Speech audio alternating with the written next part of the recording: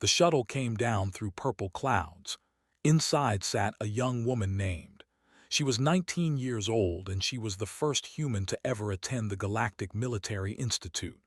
Her home planet was Earth, and the galaxy had given Earth a special name. They called it a Category 7. This meant Earth was one of the most dangerous planets anyone had ever seen. Looked out the small window. Below her was Prime, a beautiful world with silver mountains and green forests. The Institute sat on top of the highest mountain. Its buildings were made of white stone that seemed to glow in the light of 3 distant suns. She took a deep breath. The air in the shuttle was thin and cold. The life support systems were not designed for humans. Nothing in the galaxy was designed for humans. Her species had only been discovered 3 years ago, and most aliens still did not know what to think of them. The shuttle landed with a soft bump, stood up and grabbed her small bag. She did not have many things, just some clothes, a photo of her family, and a small stone from a beach near her home in Korea. She had grown up by the ocean, and the sound of waves had always made her feel calm. She wondered if she would ever hear that sound again. The door opened and bright light flooded in, stepped outside. The first thing she noticed was the gravity. It was so light. On Earth, gravity pulled hard on everything. It made her bones strong and her muscles dense. Here, she felt like she could float away. She had to be careful with every step. The second thing she noticed was the aliens. They were everywhere. Tall ones with 4 arms and skin like crystal. Short ones with many legs and eyes that covered their entire heads. Floating ones that looked like clouds of colored gas. She had studied all of these species in her preparation courses, but seeing them in person was different. They were all looking at her. And none of them looked happy. A large reptilian alien walked toward her. He had bronze scales and 4 muscular arms. His uniform was covered with medals and badges. This was Commandant, the leader of the Institute. Knew his face from the information files she had memorized. She bowed respectfully. In Korean culture, bowing showed respect for those with higher status. She hoped the gesture would translate across species. Did not bow back. He looked at her the way someone might look at a bug. "You are the human," he said. His voice was deep and cold. "Yes, Commandant, my name is. I am honored to be accepted to the Institute." Made a sound that might have been a laugh. "Accepted, yes. The Galactic Council forced us to accept you. Let me be clear, human, you are here because of politics, nothing more." Kept her face calm. She had expected this. Earth's entry into galactic society had not been smooth. Many species did not want humans among them. They saw Earth as a planet of monsters. A world where the gravity crushed bones, where the air was poisonous oxygen, where dangerous predators lurked in every shadow. They were not entirely wrong. Earth was dangerous, but that danger had made humans strong. "I understand," Commandant said. "I will work hard to prove my worth." "You will be assigned to Dormitory Block 7, continued, ignoring her words. "Training begins at first light. Do not expect any special treatment for your limitations." "I expect nothing, Commandant." He stared at her for a long moment. Then he turned and walked away without another word. Picked up her bag and started walking toward the dormitories. She could feel hundreds of eyes on her back. Whispers followed her like shadows. "That is the... She is so small. I heard humans eat other animals, raw meat like savages. My father says they are barely civilized." Kept walking. She had learned long ago that the best response to cruelty was silence. Words could not hurt her. She had survived worse than words.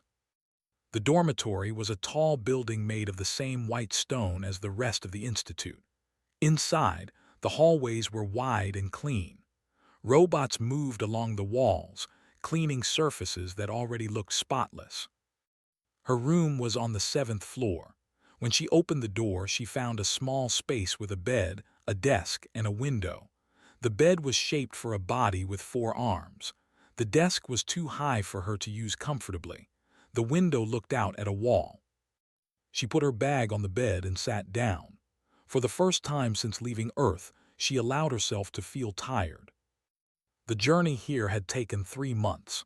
3 months in a ship designed for larger species, eating food that was not made for human digestion, breathing air that was not quite right for human lungs.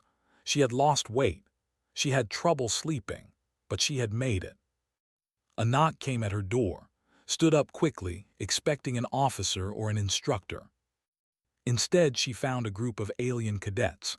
There were 5 of them. 4 were tall with crystal skin and 4 arms each. The 5th was smaller with blue fur and a face full of sharp teeth. They did not look friendly. The largest stepped forward.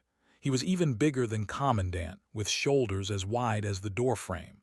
His crystal skin was deep purple, a sign of high status among his people. "So you are the human," he said. His name would learn to hate that name. I wanted to see what all the fuss was about. "Hello," said calmly, "I am." Laughed, the others laughed with him. Such a simple name for such a simple creature. He leaned closer and she could see her reflection in his crystal face. "Let me give you some advice, human. Go home. You do not belong here. This is a place for warriors, not for soft little things from backwater planets." Looked up at him. He was almost twice her height. His 4 arms could probably tear her apart without effort. Every instinct told her to be afraid. But she was not afraid. She had grown up on a. She had faced predators with teeth longer than her arm. She had survived earthquakes and hurricanes and volcanic eruptions. One big alien with a bad attitude was nothing compared to the fury of Earth. "Thank you for the advice," she said politely. "I will consider it." Something flickered in his eyes. He had expected fear. He had expected tears. He had not expected this quiet girl with the calm voice and the steady gaze. "You think you are brave," he growled. "We will see how long that lasts." He turned and walked away. His friends followed, laughing and making jokes about how quickly the human would quit. Closed her door and leaned against it.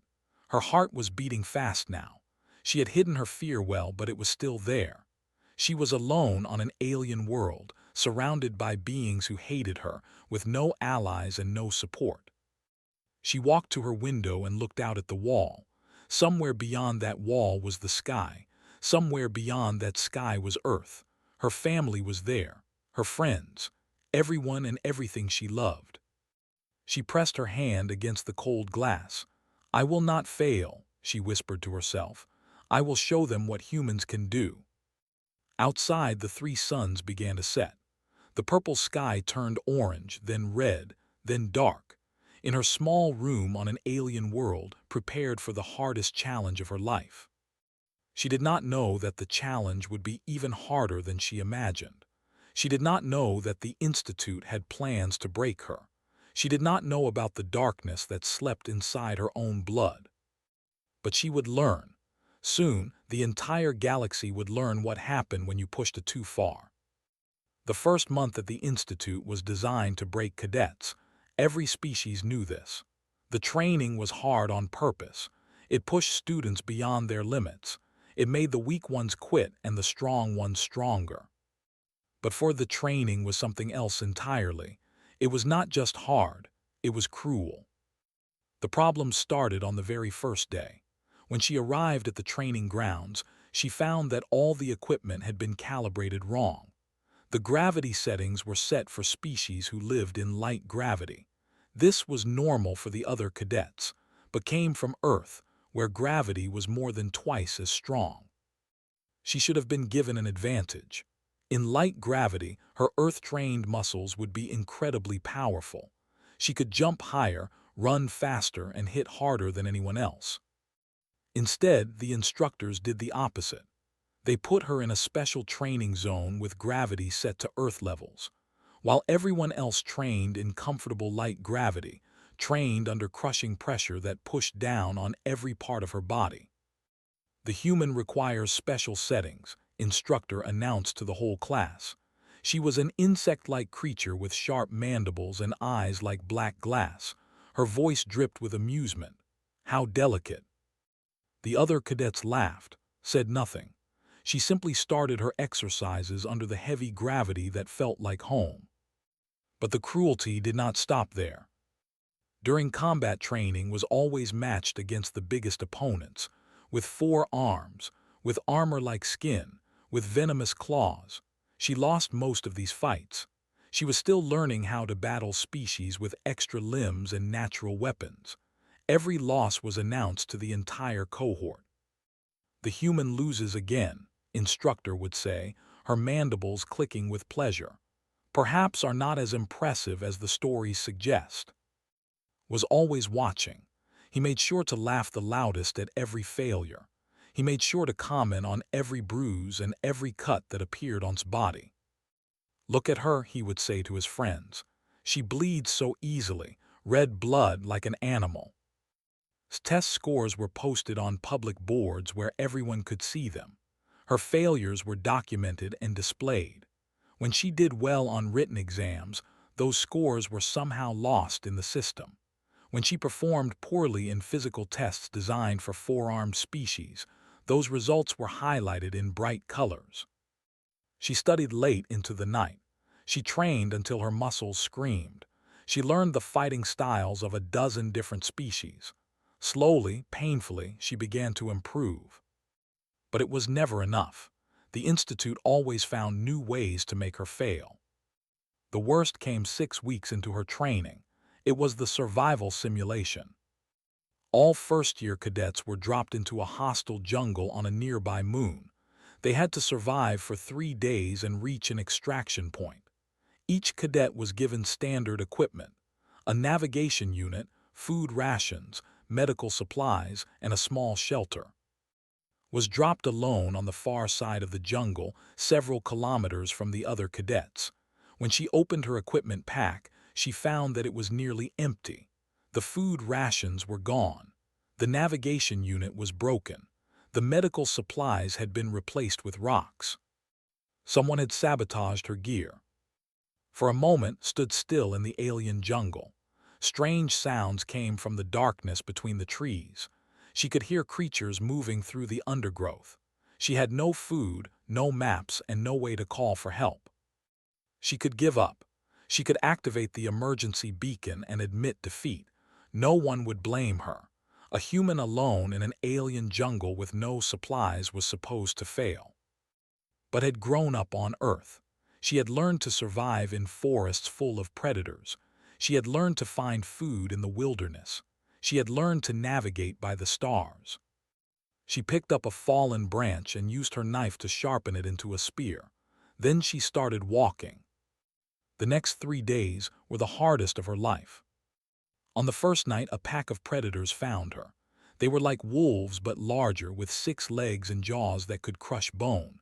They surrounded her, growling and snapping their teeth, stood her ground with her wooden spear. When the first one attacked, she drove the spear through its throat. The others backed away, surprised by her ferocity. She did not sleep that night. She climbed a tree and waited for dawn. On the second day, she found water by following the sound of a stream. She caught small fish with her bare hands and ate them raw. The taste was strange, but her stomach accepted the alien protein. Humans could eat almost anything. It was one of the gifts of their evolution. On the third day, she found another cadet. It was a girl named. She was lying at the bottom of a cliff, her leg twisted at a wrong angle. Her compound eyes were dim with pain. When she saw approaching, she tried to crawl away. "Please," whispered, "do not hurt me." Knelt beside her. "I am not going to hurt you. What happened?" His voice was weak. "My equipment was sabotaged, like yours. Someone wanted both of us to fail. I fell trying to climb down to find water."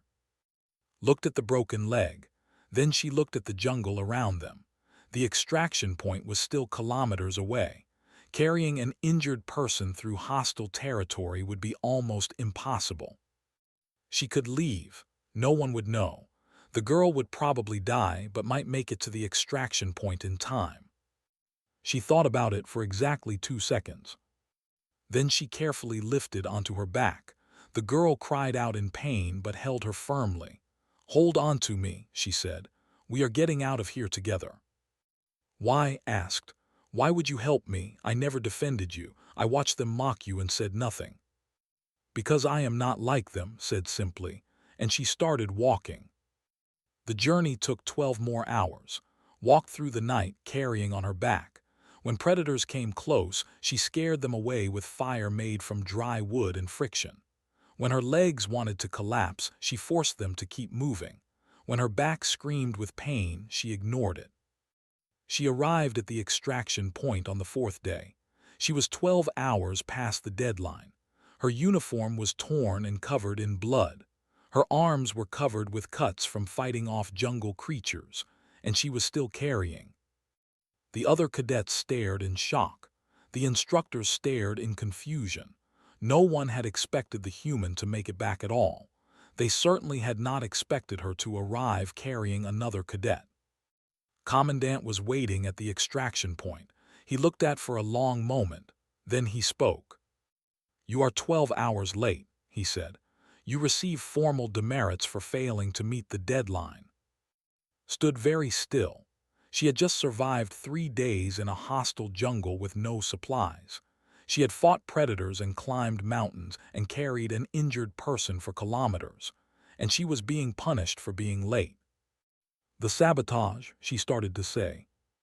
"There will be no investigation into equipment failures," interrupted. "Rules are rules. Do not receive exceptions." Was taken away to the medical center. She looked back at with tears in her compound eyes. "Thank you," she whispered before the medical team carried her away. But gratitude meant nothing here. That night sat alone in her quarters. Her body ached. Her heart ached worse. She had done everything right. She had survived the unsurvivable. She had saved another person's life, and she had been punished for it. She looked at her reflection in the dark window. Her face was thin now. The months of poor food and harsh training had changed her, but her eyes were the same. Dark brown, almost black in this light. Something moved in those eyes. Something that had been sleeping for a very long time. Something that all humans carried in their blood, a gift from their ancestors. She had been patient. She had been humble. She had accepted every insult and punishment without complaint. Perhaps it was time to stop accepting. Outside her window, the 3 moons rose over the mountains. Their light was cold and silver. In that light made a decision. She would not let them break her. She would not give up and go home. She would show them exactly what a human could do when she stopped holding back. The annual combat trials were the most important event at the Galactic Military Institute. Every cadet knew this. The trials determined rankings that would follow them for their entire careers. Winners became legends. Losers became forgotten. First-year cadets were usually eliminated in the opening rounds. This was expected. They lacked experience. They lacked training. They were there to learn, not to win. So when the match pairings were announced, everyone understood the message. The first match of the tournament would be the human against the was a third-year cadet. He was one of the best fighters in the entire institute. His family had produced military leaders for generations. He was expected to win the whole tournament. Was a first year. She was small and fragile-looking. She had no combat victories on her record. The message from the administration was clear. They wanted to remove the human quickly and publicly. They wanted to humiliate her so badly that she would finally quit. The morning of the fight, woke up early. She ate a small breakfast of nutrient paste. She stretched her muscles slowly and carefully. Then she put on her training uniform and walked to the arena. The arena was a huge circular platform surrounded by thousands of seats. Today, every seat was full. Senior officers had come from across the sector. Military leaders from a dozen species filled the special viewing boxes. News recorders hovered in the air, broadcasting the event to billions of viewers across the galaxy. Everyone wanted to see the human get destroyed. Walked onto the platform. The crowd fell silent for a moment, then started to whisper. She was so small. She looked like a child compared to the massive aliens in the audience. Her simple training uniform had no armor, no weapons. The first round was hand-to-hand combat only. On the other side of the platform emerged. The crowd erupted in cheers. He was enormous, over 2 meters tall, with 4 powerful arms and skin that sparkled like purple crystal. He raised his arms to acknowledge his fans, and they roared with approval. He walked to the center of the platform, where was waiting. He looked down at her with a smile full of contempt. "I will try to make this quick," he announced loudly so everyone could hear. "I would hate for it to suffer too long." Laughter rippled through the arena. Thousands of aliens found this very funny. Said nothing, she simply looked at him. This seemed to annoy. He had expected fear. He had expected begging. He had expected tears. Instead, the small human just stood there with a calm face and steady eyes. "Nothing to say," he mocked. "No final words before I send you back to your primitive planet." Tilted her head slightly. "Begin the match." A horn sounded. The fight started. Moved fast. His species was famous for speed. 4 arms struck from 4 different angles at the same time. His fighting style had overwhelmed hundreds of opponents. His crystal fists could shatter stone. The first blow hits raised forearm. The force pushed her backward, but she did not fall. The second blow caught her shoulder. She stumbled but kept her footing. The third, fourth, and fifth blows came in rapid succession. Blocked some, but others got through. The crowd cheered as the small human was pushed across the platform. Blood appeared on her face. It was red, so shockingly red against her pale skin. Aliens gasped at the color. Most species had blue or green or clear blood. Red was strange and primitive. "Stay down," growled, standing over her crumpled form. "Know your place." He turned to acknowledge the crowd's applause. They loved him. He was their champion. He was proving that humans did not belong among civilized species. Behind him stood up. Someone in the crowd screamed. The sound was sharp and high, cutting through the cheers, frowned and turned around. What he saw made him take a step backward. Was standing, but something had changed. Something was very, very different. Her eyes had been brown before, warm and dark like chocolate or coffee. Human eyes, ordinary eyes. They were not brown anymore. They were black, completely, totally black. There was no white part. There was no colored circle. There was nothing but darkness, deep and absolute, like the empty space between stars. The entire arena fell silent. Thousands of beings stared at those impossible eyes. Some of them felt a sudden urge to run away. Some of them felt a cold feeling in their stomachs.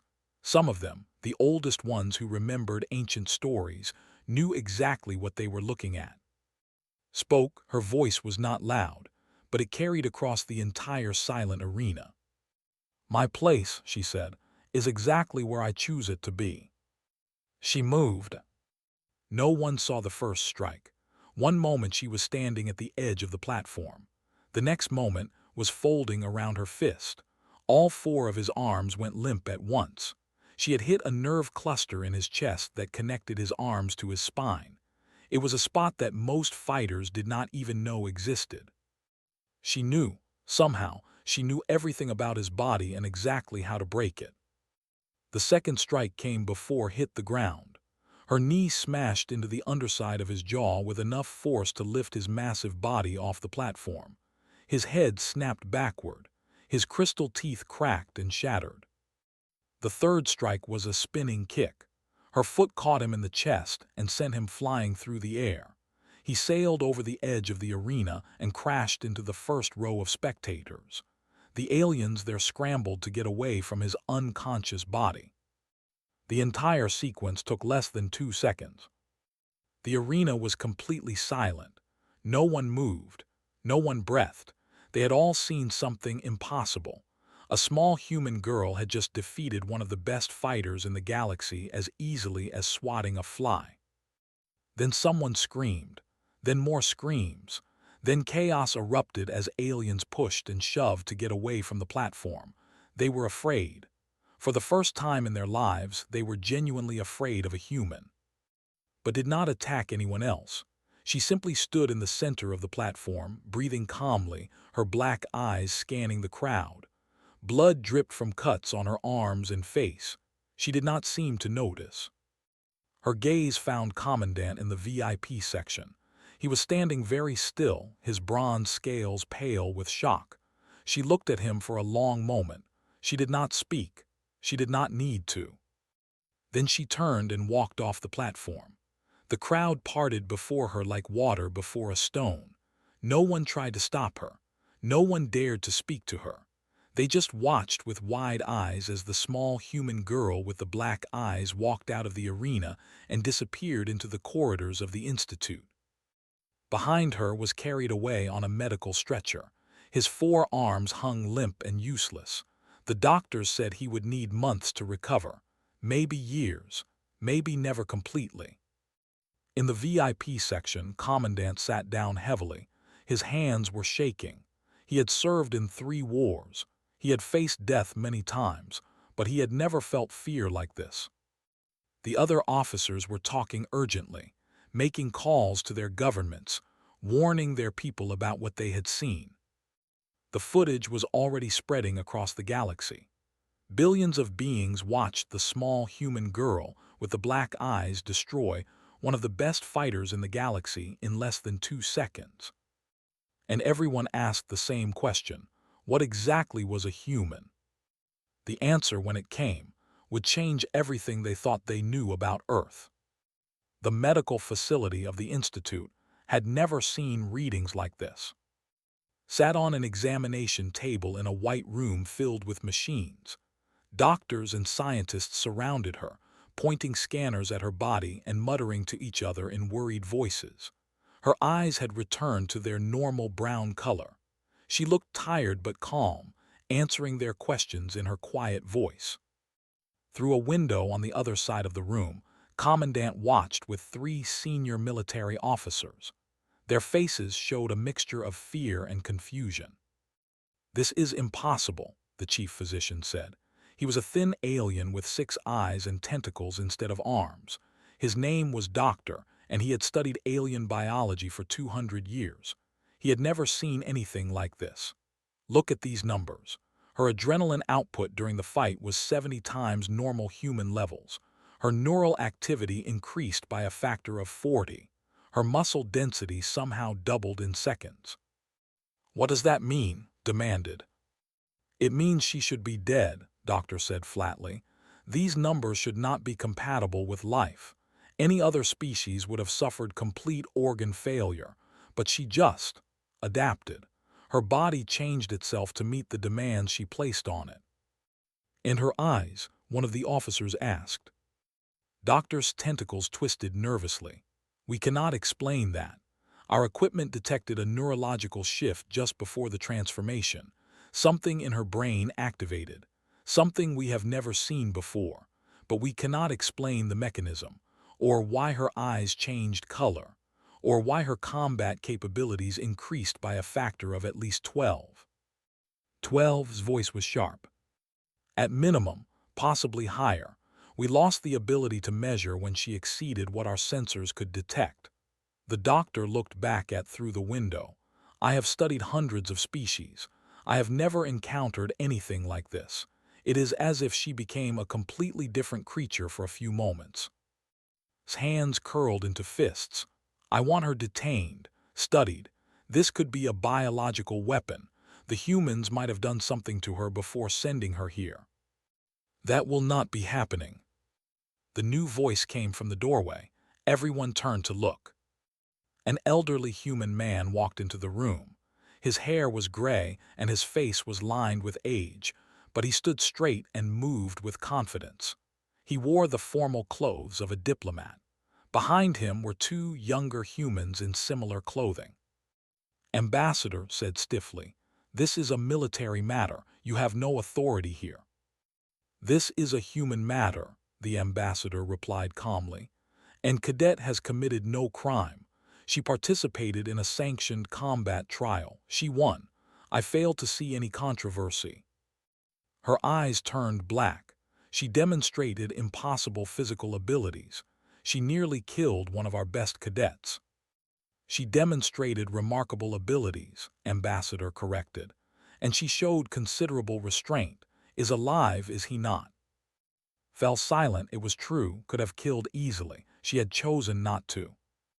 The ambassador walked to the observation window and looked at. She noticed him and gave a small bow of respect. He smiled and bowed back.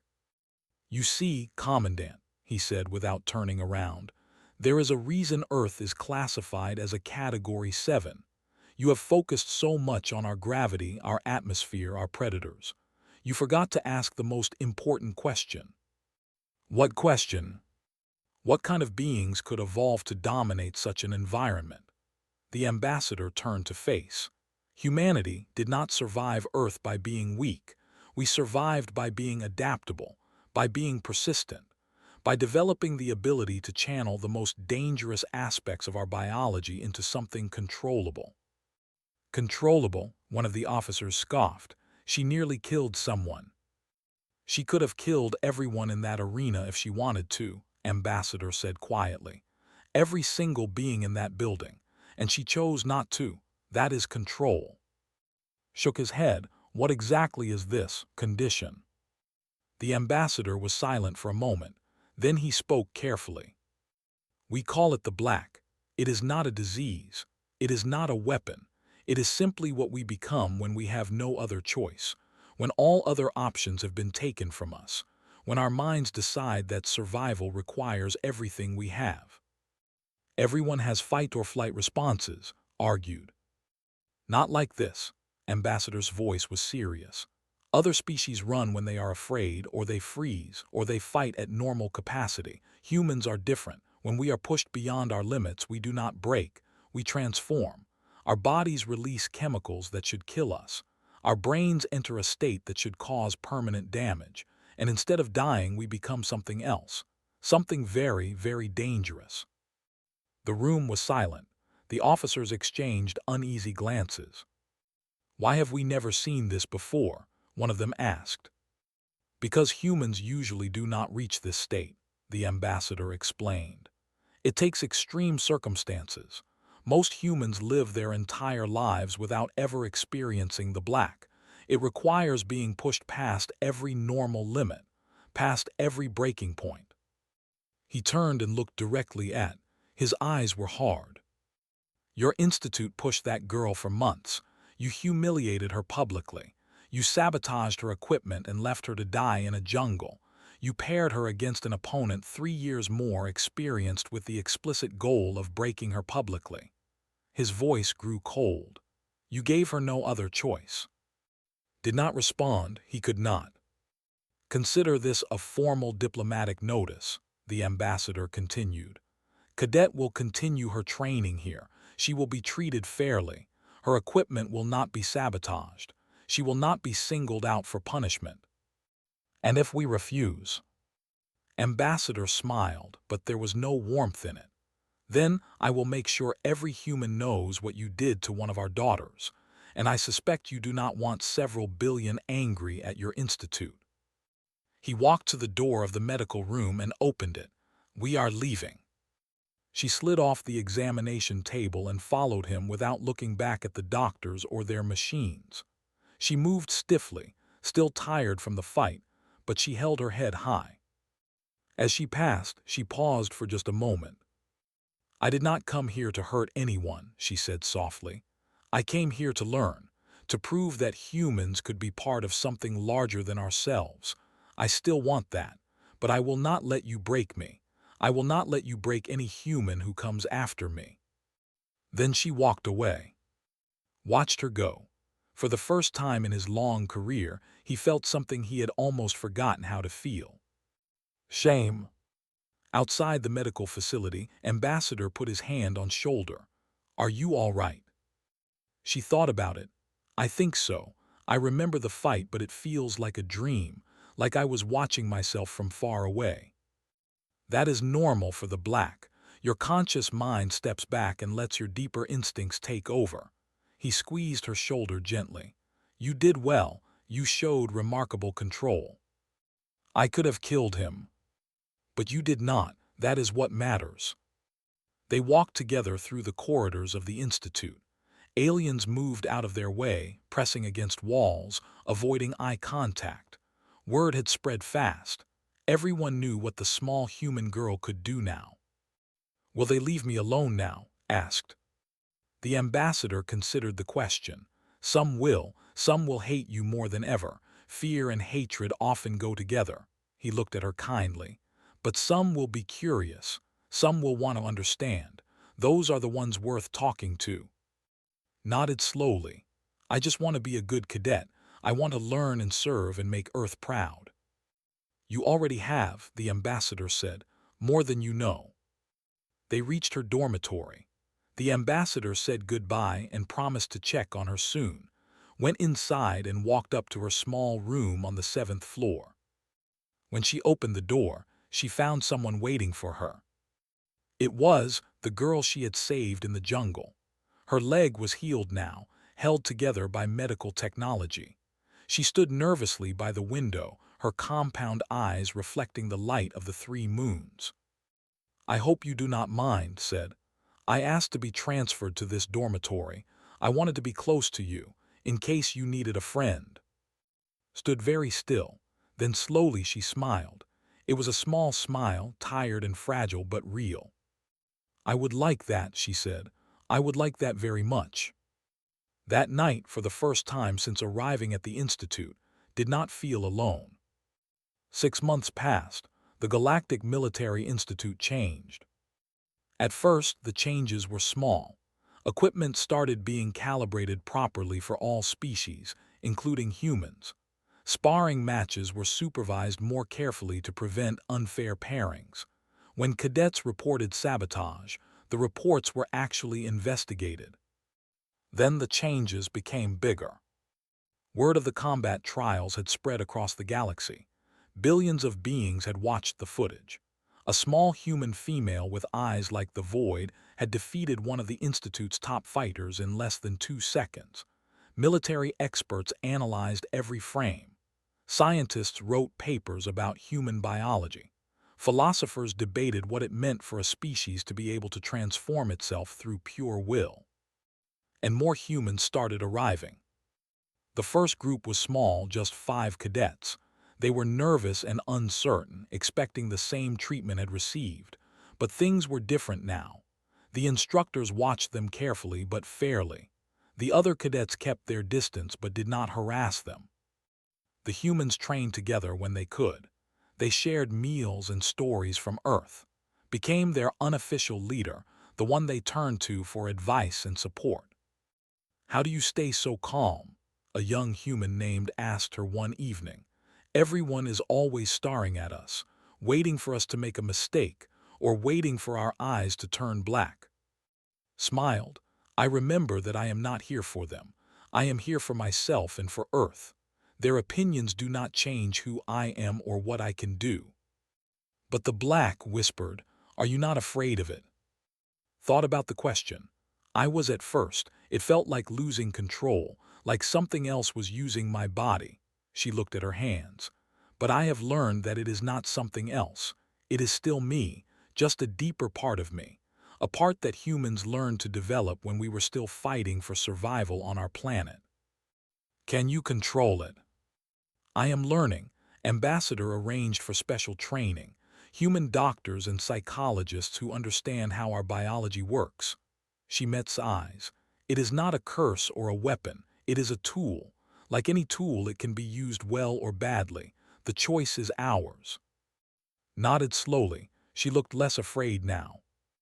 The months continued to pass, rose through the rankings. Her academic scores were among the highest in her year. Her combat skills improved every day. She learned to fight without triggering the black, using technique and strategy instead of raw biological transformation. But more importantly, she made friends. Remained her closest companion. The girl had fully recovered from her injuries and had become one of the best pilots in the institute. She and studied together, trained together, and spent long evenings talking about their homes and families. Others joined them. A cadet named Bora, who had been bullied for her small size until she saw us example and found her own confidence. A massive named, who discovered that humans made excellent partners in strength training despite their smaller bodies. A quiet named, who had secretly admired humans since reading Earth literature as a child. They formed a study group that met every evening. Species who had been marginalized or underestimated found solidarity together. They helped each other with difficult subjects. They trained as a team. They became a family. One evening, they all sat on the observation deck, watching the 3 moons rise over the mountains of Prime. The view was beautiful, silver light spilling across the landscape like water. "Do you ever regret it?" asked softly, using the black. Considered the question carefully. "I regret that I had to," she finally said. "I did not come here to frighten anyone. I came here to learn, to prove that humans could be part of something larger than ourselves." "You have proven that," rumbled. His voice was so deep that could feel it in her chest. "Perhaps more than you intended." Smiled, perhaps.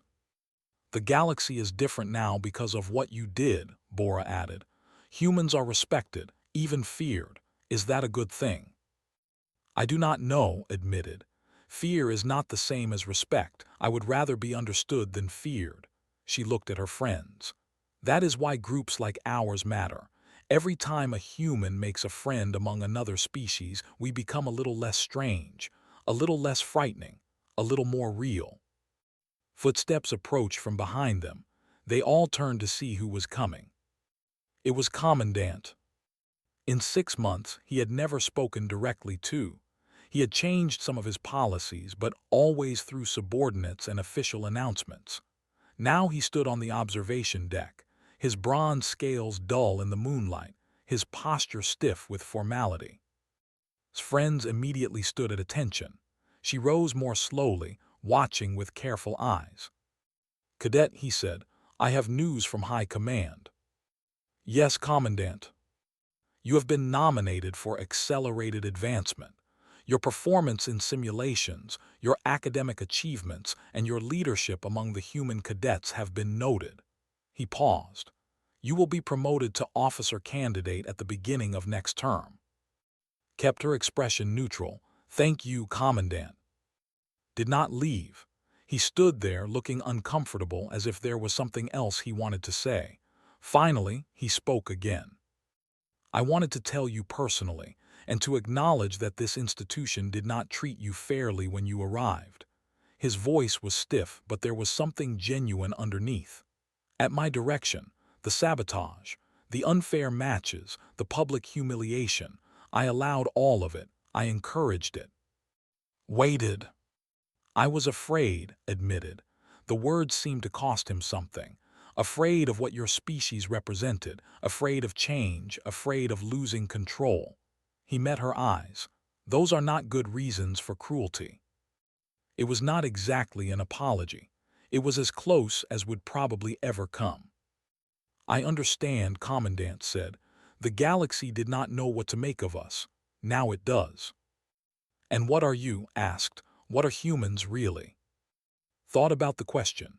She thought about Earth, with its crushing gravity and violent weather and endless competition for survival. She thought about the black, the ancient gift that had allowed her ancestors to survive against impossible odds. She thought about her friends, standing behind her, waiting to see what she would say. "We are survivors," she said finally. "We evolved on a world that tried to kill us every day, and we did not just survive. We thrived. We built civilizations and art and science. We learned to love and dream and hope, even when everything around us was dangerous." She looked at steadily. "The black is part of that. It is the darkness we learned to carry inside ourselves so we could walk through the darkness outside. But it is not who we are. It is just one small part of us." "Then what is the rest?" Smiled. The rest is everything else: our curiosity, our creativity, our capacity for friendship and loyalty, our ability to find beauty in the universe, even in the scary parts. She gestured at her friends. That is what humans really are. We are not just warriors or monsters, or we are people, just like everyone else. Was silent for a long moment. Then he nodded once, turned, and walked away. When he was gone, let out a breath she had been holding. That was unexpected. Progress, Bora said, slow but real. Looked back at the rising moons. Their light was cold and silver, but she found it beautiful. This alien world, with its purple sky and white mountains and strange gravity, had become almost like a second home. She thought about her family back on Earth, her mother and father, her younger brother. They were so far away, but somehow she felt closer to them than ever. She was carrying Earth's hopes on her shoulders, and she was determined not to let them down. "Come on," she said to her friends. "We have early training tomorrow." They laughed and grumbled, but they followed her back inside. The observation deck felt empty and quiet, lit only by the light of 3 moons. Somewhere in the galaxy, in offices and meeting rooms and military headquarters, important beings were discussing the implications of humanity's entry into galactic civilization. They debated and worried and planned. But on Prime, in a dormitory room on the 7th floor, a young human woman slept peacefully for the first time in months. She was surrounded by friends. She had earned respect. She had faced the worst the galaxy could throw at her, and she had not broken. The darkness slept quietly in her blood, waiting patiently for a time when it might be needed again. But tonight, there was no need for darkness. Tonight there was only peace. And somewhere, far away in the cold void of space, Earth spun through the cosmos as it always had. A small blue world, fragile and beautiful and impossibly dangerous. The home of a species that carried the dark between the stars. The galaxy had learned to fear that species. In time, they would learn to respect them, and perhaps, eventually, they would learn to love them. But that was a story for another day. For now, dreamed of oceans and mountains and the sound of waves on the shore. She dreamed of home. And in her dreams, her eyes were warm and brown and perfectly, wonderfully human.